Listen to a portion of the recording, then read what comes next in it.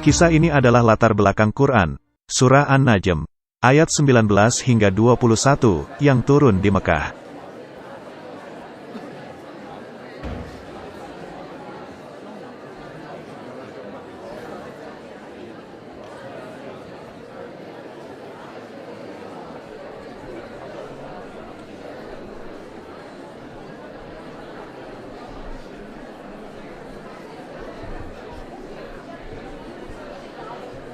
Di masa lalu, aku bisa ngobrol dengan mereka, beribadah bersama. Tapi sekarang kami bagaikan musuh saja.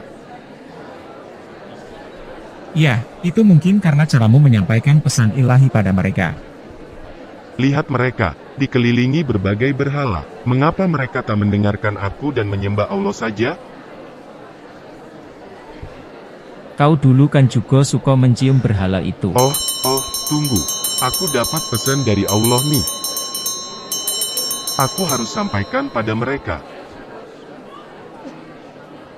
Waduh, bikin masalah lagi nih.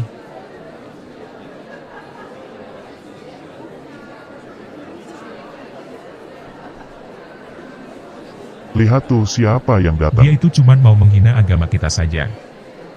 Inikah yang kalian sembah? Semua patung ini? Iya, dulu kamu kan juga suka menyembah mereka. Sudahkah engkau melihat Al-Lat dan Al-Uzza? Dan yang ketiga, Manat. Tiba-tiba setan datang dan merasuk ke dalam diri Nabi. Orang-orang lain tidak tahu apa yang dialaminya. Mereka adalah Garanik, yang syafaatnya benar-benar bisa diharapkan. Mereka adalah Garanik, yakni burung-burung bangau yang terbang tinggi. Syafaat mereka benar-benar dapat diharapkan. Astaga, Muhammad memuji dewi-dewi kita. Dia kembali ke agama awalnya, agama kaum kita. Apakah dia barusan mengakui Tuhan lain selain Allah? Iya, mungkin Allah beneran punya anak perempuan. Tauhid? Tauhid apaan? Setelah memuji berhala-berhala Quraisy, Muhammad dan masyarakat Mekah bersama-sama bersujud untuk menyembah.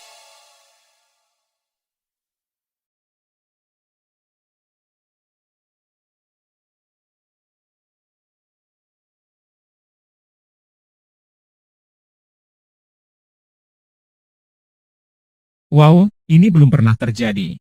Iya, apakah kita harus sujud juga? Dia itu nabi kita, tentunya dia lebih tahu. Semua muslim dan non-muslim bersujud di depan patung dewi-dewi mereka. Di hari itu, Muhammad jadi musyrikin lagi, sama seperti masyarakat. Setelah itu, Muhammad tampaknya masih sering menyembah para dewa-dewi Quraisy, sehingga Allah menegurnya berkali-kali agar berhenti. Wahai orang yang berselimut, yang dimaksud di sini adalah Muhammad SAW. Bangunlah, berilah peringatan, dan Rabbmu agungkanlah, dan pakaianmu bersihkanlah, dan perbuatan dosa yakni menyembah berhala, tinggalkanlah hal itu untuk selama-lamanya. Meskipun sudah diangkat menjadi nabi oleh Allah, Muhammad ternyata masih saja suka menyembah berhala, menyimpan banyak berhala di rumahnya. Hal ini terjadi bahkan setelah dia menerima 3 surah dari Allah. Surah Al-Mudathir itu adalah surah keempat dari Quran. Waduh, syirik gak ada habisnya. Kisah Nabi Muhammad menyimpan banyak berhala di rumahnya bisa dibaca di hadits Sunan Abu Dawud, nomor 3627. Rasulullah Shallallahu Alaihi Wasallam bersabda, Jibril datang menemuiku dan berkata, tadi malam aku datang untuk menemuimu, dan tidak ada yang menghalangiku untuk masuk kecuali patung yang ada di atas pintu. Di dalam rumah juga ada kain satir tipis yang bergambar patung, serta terdapat anjing, maka perintahkanlah memotong kepala patung yang berada di rumah hingga berbentuk pohon, dan perintahkanlah memotong tirai untuk dijadikan 2 bantal yang diduduki, dan perintahkanlah untuk mengeluarkan anjing.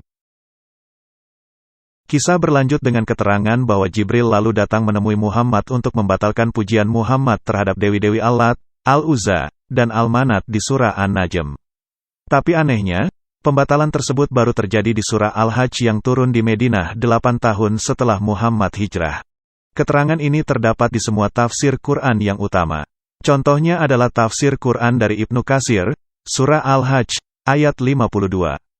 Dia menjelaskan bahwa Quran Surah Al-Hajj adalah tentang surah An-Najm, ayat 19-21. Ketika Allah menurunkan surat An-Najm, yang antara lain disebutkan di dalamnya firman Allah. Maka apakah patut kalian, hai orang-orang musyrik, menganggap Lata dan Uzza dan Manah yang ketiga, yang paling terakhir sebagai anak perempuan Allah? Apakah patut untuk kalian anak laki-laki dan untuk Allah anak perempuan?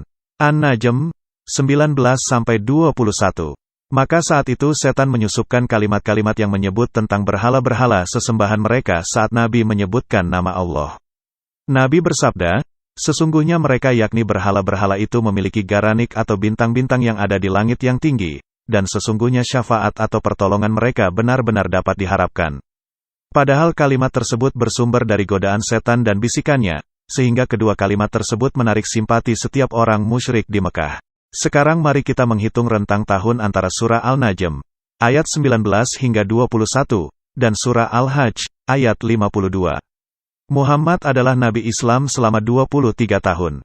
13 tahun di Mekah dan 10 tahun di Madinah.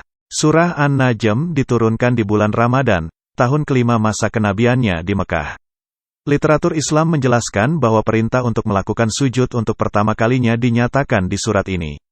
Apa yang tidak mereka ungkapkan adalah Muhammad memuji berhala terlebih dahulu, dan kemudian bersujud bersama orang-orang pagan Quraisy. 8 tahun kemudian, sebelum Muhammad hijrah ke Madinah, ia menyatakan surat Al-Hajj, ayat 1-24 di Mekah. Di tahun pertama di Madinah, Muhammad menyatakan bagian kedua dari surah Al-Hajj, ayat 25 hingga 78. Jadi, surah Al-Hajj ayat 52 diwahyukan 8 tahun setelah ayat-ayat setan di surat An-Najm. Tujuan pewahyuan adalah untuk membatalkan ayat-ayat setan. Mengapa menunggu begitu lama? Rupanya, Muhammad tidak merasa perlu mengubah ayat memuji para dewa Quraisy. Jadi 8 tahun berlalu tanpa ada perubahan apapun. Tentunya terjadi sesuatu yang mendesaknya untuk mengubahnya di Madinah.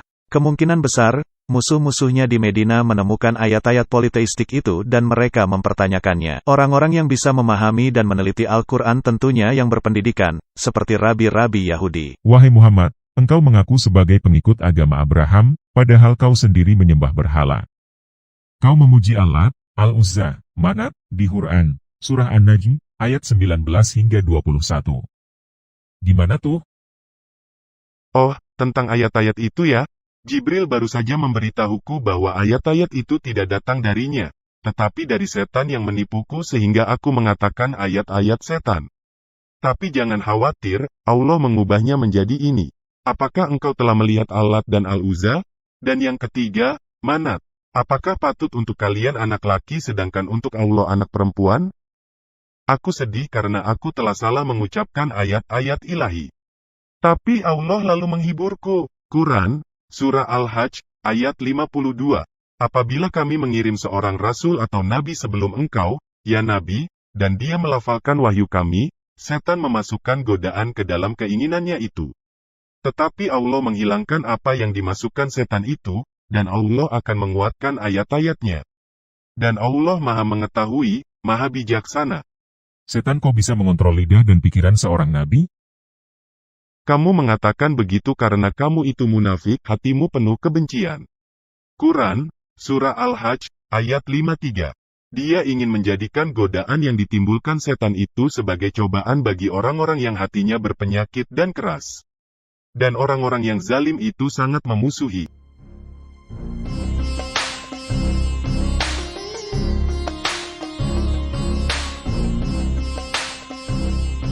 Nabi Muhammad bukanlah nabi sejati karena ia melakukan syirik selama 8 tahun. Syirik berarti menyekutukan Allah, atau menyembah dewa lain selain Allah. Dalam Islam, syirik adalah dosa yang tidak terampuni, menurut Al-Quran, surah An-Nisa, ayat 48.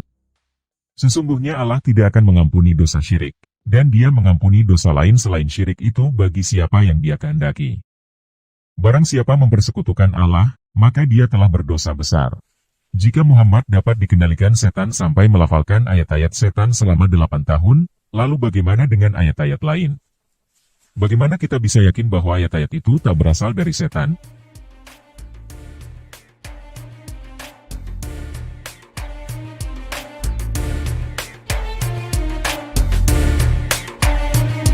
How could the prophet Muhammad commit shirk continuously for 8 years.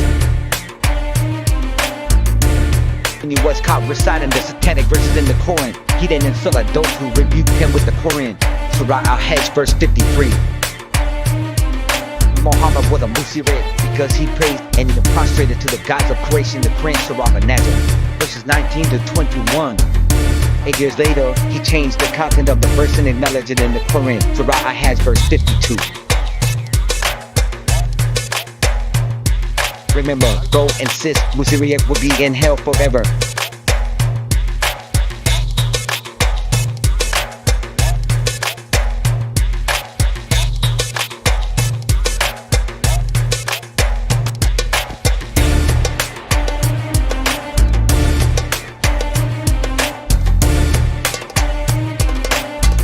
Are you still expecting the prophet's intercession? He's in hell now.